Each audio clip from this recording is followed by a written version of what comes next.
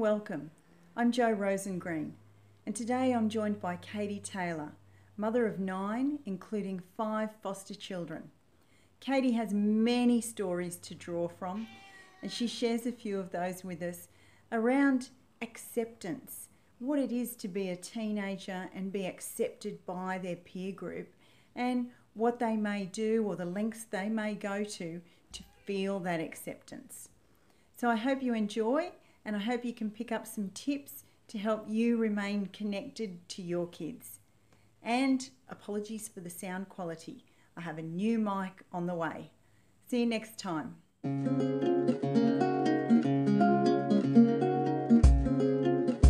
actually phoned one of my eldest teenager this morning, and I explained that we were having a chat today, and I asked her, I said, what do teens want their mums and dads to know? I just threw it out there. I said, what do we need to know? And her exact words were, Mum, it's all about the parents. It floored me. What does that mean?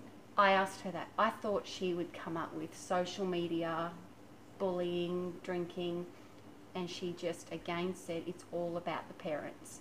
And she fleshed it out by saying, tell us what is safe and what's not, but let us make our own mistakes sometimes.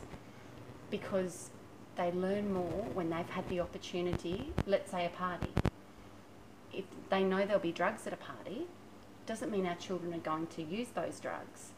But the effect for them to be absent from the party within their social group at school is bigger than getting in trouble from mum and dad for attending.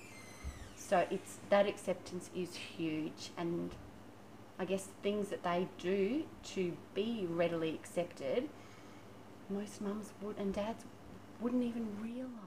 How do we set that up to allow them some freedom to go to the parties and make their own decisions and keep rules in place? Absolutely. Teenagers need the rules. They need the barriers. They want us to care. They want us to set the rules. They may not admit that they do, but we keep it safe for them. We tell them if someone offers you something, obviously you do not take it. If they're taking inappropriate photos, obviously walk away. You don't wish to be a part of that. It's that constant need, because they're doing everything to fit in. They're going to make some bad choices. But at the end of the day, we need to be there and love them. And they're going to stuff up. And I always say to my guys, fall down 7 times, get up 8. Because we as adults make mistakes every day. I make them daily, numerous times.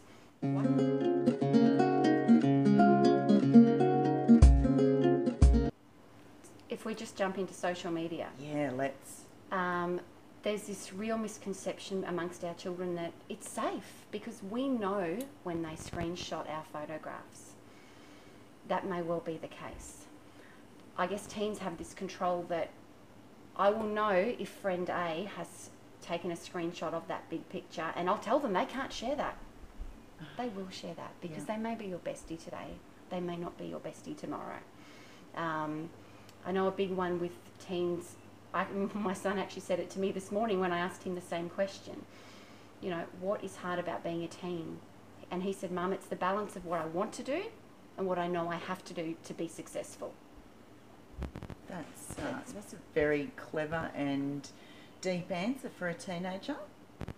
It's deep, but the world is hard, and I think sometimes we forget. And, you know, recently one of my children had their heart broken. And as a parent, we sort of go, oh, you're only so many years old. But rewind. Get over it. Rewind and think back to when our heart was broken. Yeah.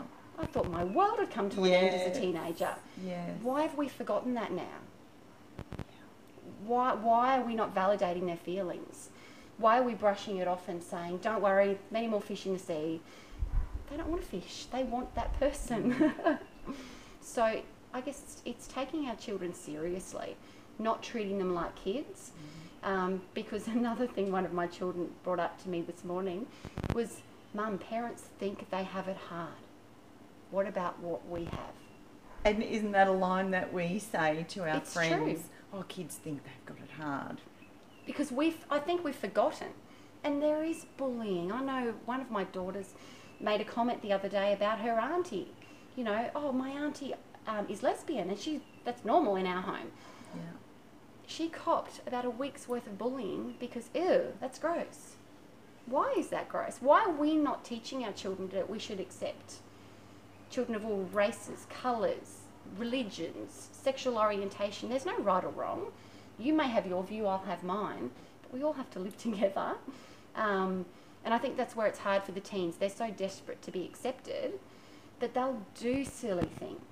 Silly things like what? Okay, things that we've experienced this last year where teens have tried to accept.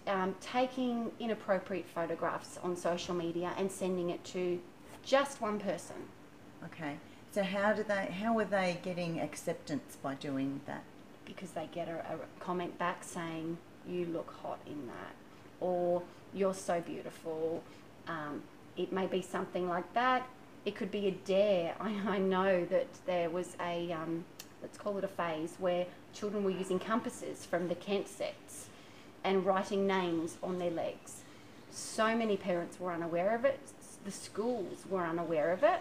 And when I'd actually phoned the schools and sort of said, you're aware of this problem, they hadn't been notified, because where the children were, I guess, marking themselves was not somewhere where you would readily see it. So this became a fashionable or cool thing to do? It was a game. It was a game. It was a game. A game which took about 6 months to heal, because those compasses are sharp. What sort of place is a kid in to inflict pain upon themselves to just be accepted within a group? That acceptance thing, we forget. By the time, I guess, I sound old now, by the time you get to my age, I'm confident, I really don't care what other people think. I was not in that place when I was 15, nor was I in that place when I was 20. Right now, my kids are growing up and they will do anything to be accepted. And it was even pointed out to me this morning. One of them said, Mum, you have to like that music. You have to like those pages. You have to wear Kylie Jenner makeup. You have to wear, and I should point out, I am actually wearing the Kylie Jenner lipstick. But it's those things. You can't wear thongs to high school because that's uncool. It's all the things that, by the time you're my age, if you're wearing shoes, that's a win. Yes. Or wearing foundation, great. Yeah. But it's such a big thing for our kids, and we should stop brushing it off. We should stop saying it doesn't matter. You look beautiful. I mean, I say it all the time. You look beautiful without makeup. But it's not about what they look, it's how they feel. And if that hair curling wand, and I think it's particularly difficult for our daughters, if that makeup, if that mascara, if that is going to make her feel like $1 million, who am I to stop that? So is there a period, so if we're talking about early teens and they're craving this acceptance, is there a period when they start to sink into themselves and get a little bit stronger? Like you said, now you're a confident woman, but back when you were 15 it was certainly not the case. Like, how long does this go on for? Well, it took me till I was well into my 30s, so I have no expectations that my kids would get there any faster, although they're much brighter than I am, so I'm sure they will. But I think also keeping it real and telling them, I've done that, I've made that mistake. My kids see me cry. My kids see me get upset. My kids see me get angry. Show emotion. You have to show emotion. You can't be this perfect porcelain parent that is like a robot. A few weeks ago, we had something happen with one of our previous children that had lived with us, and it was very emotional. I cried for days. It had really upset me. And one of my other kids said, Mum, why do you care so much? And that opened up the conversation of what makes me tick, why I love fostering, why I love all my children, why it is so important, why I don't understand why people don't do what I do. Why are people scared of, I've lost friends fostering because they don't want their children to associate, and I quote, with those kinds of children. I can honestly say they are the best kinds of children. But how did you come to know what you know? Because they don't teach us parenting in schools. No, it's trial and error, and Uh-huh. it's a lot of error. Yeah. But when you get the satisfaction of seeing a child who otherwise would have had a very different outcome, and it's really, I don't have any fancy degrees, you know, it's really just listening and talking. And it may be about talking about things that you don't feel comfortable talking about to your kids, you know, whether it be sex, you know, oral sex, contraception, all the things, they're so taboo. Why are we're not speaking to our children about that? Why? And then when something goes amiss big time, we wonder, why didn't you come to me? Why didn't Yeah. you tell me? They'll Google it. They'll find out. And the sad thing is with the internet these days, they find out misinformation. So you better they can come to you, and then I say, if you don't believe me, let's go to our GP. Go and ask someone who has got the piece of paper. You know, it's really about conversation. Conversation and listening. Definitely listening, and not just doing particularly with bullying. I was guilty of it recently, where I said to one of my kids, ignore her, walk away from her. It was end of term 4. Quite honestly, Mummy was over it. And hearing about this, it was nasty bullying. And I've said 2 weeks to go. Keep it together. What I should have done more of is, how can I help? Like, what more can I do? And that's not running to the teacher. That's really more conversation. More, I can see that that's really upset you. It sounds, when you say it now, it sounds ridiculous. But in the moment, to the child, it's like, you didn't get how bad that was for me. Where if someone had said those words to me as an adult, I would have exchanged some other pleasantries with them. Yes, But I'm sure. as a child, it's different. They don't, you know, this particular child doesn't want to cause trouble. But it didn't make it hurt any less. And with bullying, so we do often say, stay strong, walk away, don't react. And I guess if they can't come home and talk to us about it, so there is no one to talk about, that could lead to a terrible spiral downwards. And it absolutely does.